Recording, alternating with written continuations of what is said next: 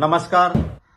વાવ વિધાનસભાના તમામ મતદાતાઓએ પ્રેમ, આશીર્વાદ અને સહયોગ આપ્યો એ સૌનો ખૂબ હૃદયપૂર્વક આભાર માનું છું. સતત પહેલા રાઉન્ડથી કોંગ્રેસ પક્ષના ઉમેદવારની લીડ વધતી હતી. છેલ્લા થોડા રાઉન્ડમાં એ લીડ કપાઈ અને નજીવા મતોથી ભારતીય જનતા પાર્ટીના ઉમેદવાર જીત્યા છે. જીતેલા ઉમેદવારને મારા તરફથી અભિનંદન. અમે થોડા મતોથી ન જીતી શક્યા એનો રંજ જરૂર છે, પરંતુ હાર અને જીત એ લોકશાહીમાં થયા કરે.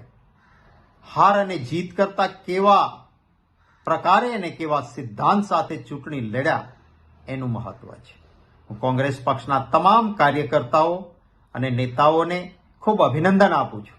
હૃદયપૂર્વક આભાર માનું છું કે એક ટીમ કોંગ્રેસ તરીકે બધા સાથે મળીને વાવ વિધાનસભાની ચૂંટણીમાં સૌએ મહેનત કરી અને લોકોએ પણ તમામ જ્ઞાતિ, વર્ગ, જાતિના તરફથી પ્રેમ, સહયોગ અને આશીર્વાદ આપ્યા. એ સૌનો પુનઃ આભાર માનું છું.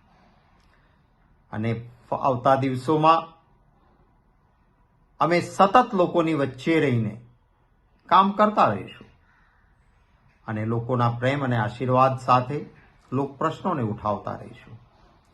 અનેક વિઘ્નો વચ્ચે, અનેક વિપરીત સંજોગો વચ્ચે સત્તા એ રાજ્યમાં વર્ષોથી જે પોલિટિકલ પાર્ટીની છે એમણે તમામ પ્રકારના પ્રયત્નો કર્યા.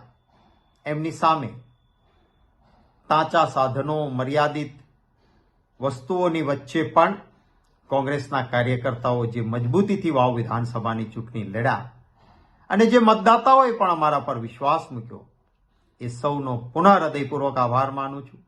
અનેક નેતાઓ અને કાર્યકર્તાઓએ રાત દિવસ મહેનત કરી છે.